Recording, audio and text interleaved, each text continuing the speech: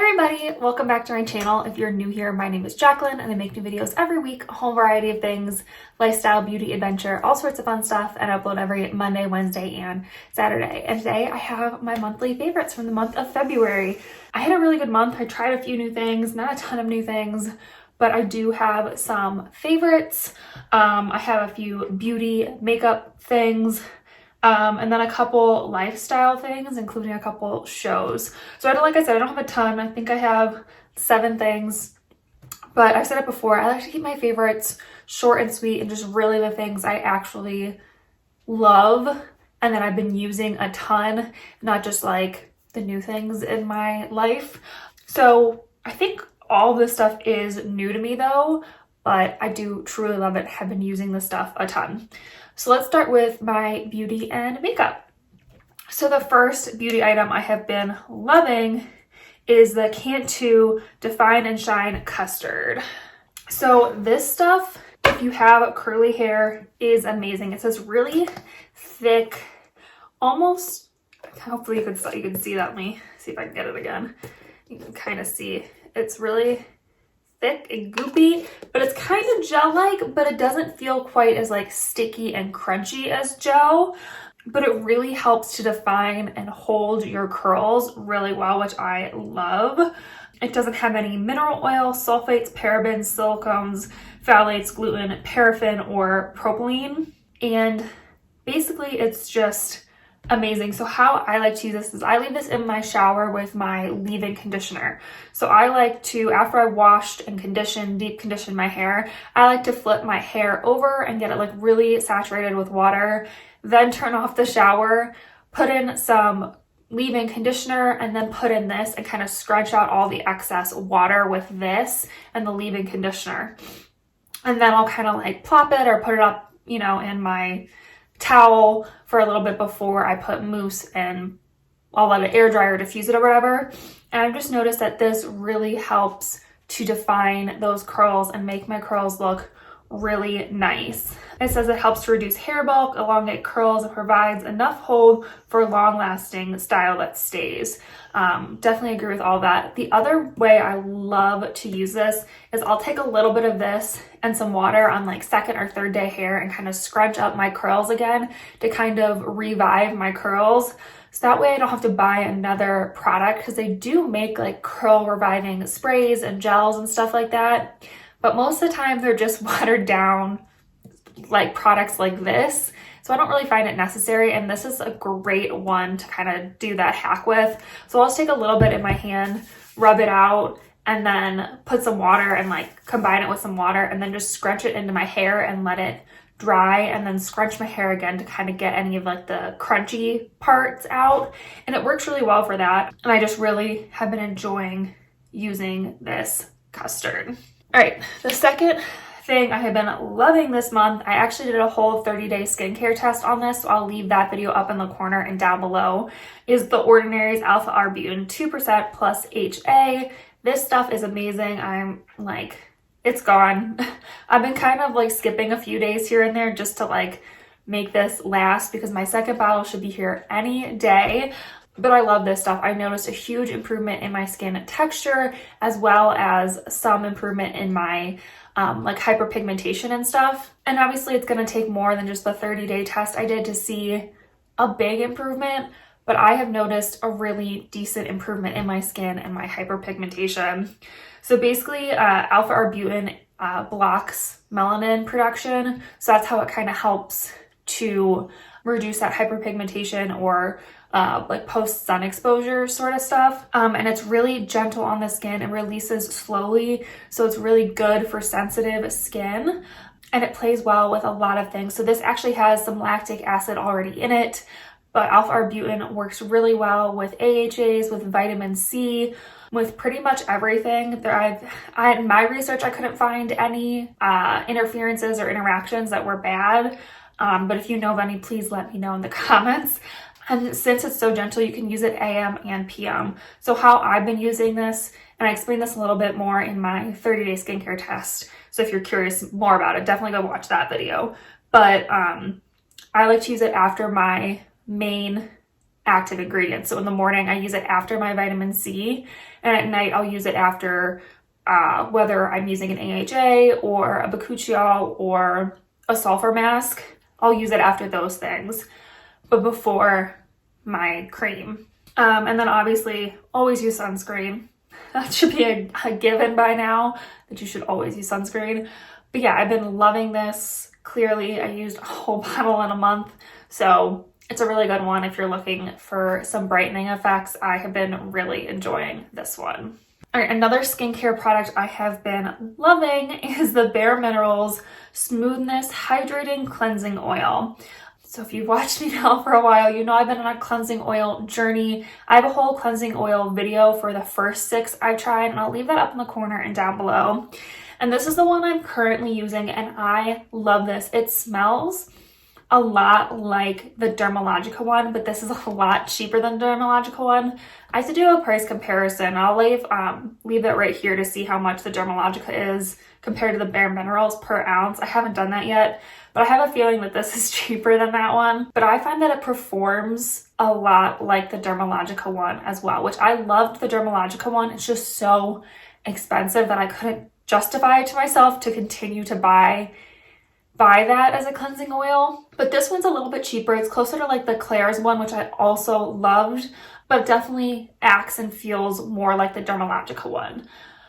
And I just love it. It works really well to take off all my makeup. I do have to like really concentrate on my mascara to make sure that all comes off, but it does take it all off. So I'll use this every night, even if I'm just wearing sunscreen.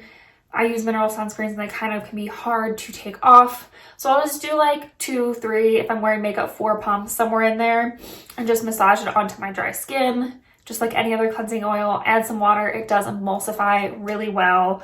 And I haven't noticed any like extra breakouts or anything. I do notice my skin feels super soft when I use it. And I've just been really, really enjoying this cleansing oil. So yeah, I'm still on my cleansing oil journey. But if I had to compare these to some of my other favorites, it's definitely up there close to the top with like the Claire's and the Neutrogena one. This one's really good, so I've been really enjoying this. All right, the last beauty thing I have that I've been loving is the Urban Decay Naked Wild West palette. So I have a whole video on this as well. I'll leave it up in the corner and down below. And like I said in that video, this was sent to me for free, just so you know. I got it from an influencer for reviewing purposes. But all these opinions are my own on it, and I truly do love this palette. Like I said in that review, it is pretty much just your basic kind of warm nude palette with a few cooler tones in there, and then the blues to kind of make it pop. So if you're not going to use kind of these blue teal colors, I wouldn't recommend getting it. But if you know you're going to use them, like I use this palette on my eyes today, and so I use that dark blue as a liner today, and I think it's really pretty. I've used the teal shimmer shade all over my lid, and I thought it was really pretty. So if you're going to use those few other shades, I think this is a great palette. The color payoff's really nice. They're really blendable. They are a little bit powdery, but I find nowadays that most eyeshadow palettes are kind of a little powdery. I think that's kind of, you know, a weird thing to like mark it down for, but I do really enjoy it. I've been using it a lot, getting some really good basic looks, some good fun looks, and I'm really excited to travel with this once we start traveling again. Even if it's just road trips, you know, maybe we're gonna go out to dinner one night, it would be a nice look for your eyes. And you could definitely do a lot with this. Like I said, you could definitely just do your like basic everyday looks, but if you're going out at night and you want to like punch up your look a bit, there's definitely some great shades to do that. This gold is gorgeous all over the lid. Like I said, the teals, you can definitely get some deeper looks in there. So I really think if you like those two teal colors and you're into those warm nude colors, or not nude, warm neutral colors, I think it's a good palette and I really enjoy it. It is on the more expensive side for a palette nowadays, and I don't know if I would pay that price for it, but that being said, it is a really good palette and I do enjoy it. So, you know, I love it. Do you absolutely need it? I don't know, but I do love it. All right, the next thing I've been loving this month, it's a little bit late in the month when I got this, but I have been loving it so far. I got myself an early birthday present, like I talked about in my last vlog, and I got myself a new iPad Air. So I got it in the rose gold color, and I have just been loving this. I've been using it for everything. I have been using it for my Apple Fitness Plus, so I like to use Apple Fitness Plus when I take spin classes on our indoor spin bike. So I've been loving it for that. It's great with my Kindle app. I've been using it to take notes on for my videos, or, you know, just whatever else I need to take notes on. I've kind of been trying to like get used to the pen to like write with it so I can like put it on my thumbnails and stuff. And I've just been enjoying like using it to scroll instead of scrolling on my phone. It's a little bit bigger of a screen, but it's so lightweight and so thin. It's gonna be great again to travel with whenever we start to travel again. And what I love about this as well is that Photoshop is supported on here. So it's not like full Photoshop like I would get on my iMac or on my laptop, but for on the go, like if we're just doing like a weekend road trip, this is gonna be great to take with me. I can edit my photos on the go. I could probably even edit videos on here. I don't think I would want to, but in a pinch, I could edit videos. I don't know, it's just a great iPad, and I'm so happy I got it. My last one was getting super old, and it was just time, and I have just been loving it. The battery lasts a really nice long time too. For as much as I use it, I probably only need to charge it every like 2-3 days, and I just think it's really an amazing iPad. So I just have like the basic one, just the Wi-Fi, and I even traded in my old iPad so it wasn't too bad, and then we put it on like a payment plan, so it wasn't too bad, not too expensive, and I have just been loving this thing. All right, my last two favorites are both TV shows. I haven't done a TV show favorite in a while. I haven't been watching a lot of new TV shows, but I watched 2 this month. I kind of binged them and finished them both in like a day or 2. So the first one I have been loving, I loved at least because I'm already finished with it, was Ginny and Georgia. So it's a new show on Netflix. And the reason I started to watch it was because there's all sorts of articles everywhere about calling all Gilmore Girls fans the next Gilmore Girls, blah, blah, blah, all this stuff, comparing it to Gilmore Girls. And let me tell you, I am a huge Gilmore Girls fan. Like, I own all the seasons on DVDs.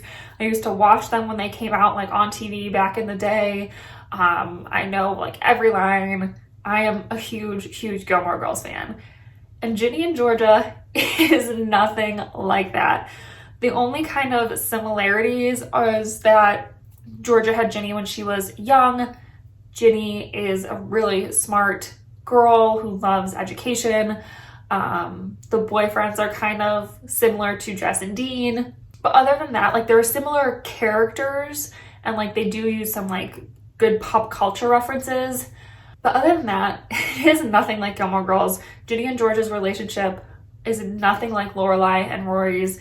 So if you're looking for like a Gilmore Girls reboot sort of thing, this is not it at all. It's very different, but it is really good. I was super intrigued by it. I watched all of it in 2 days, and I can't wait for the next season, which I'm hoping there's a next season because it's so, so good. But to compare it to Gilmore Girls, it was definitely not the right comparison. Just because she had her when she was young doesn't make it the next Gilmore Girls. But it's really good. So if you're looking for a good new show, I think it's a really interesting one. I don't have children, so I don't know if you would want your children to see it. I don't think I'd want my really young kids to see it, but the main character is supposed to be 15. So keep that in mind. I don't know. It's a really good show though. It's really interesting. Definitely some good twists and turns in it. And I highly recommend it. So if you're looking for a good new show, that's a good one. The other show I've been loving, which I know a lot of people have been if you're into the Marvel universe, is WandaVision. So my husband did not want to watch this show with me, and I was not feeling very good one day. So I just watched all 8 of the episodes that were currently out.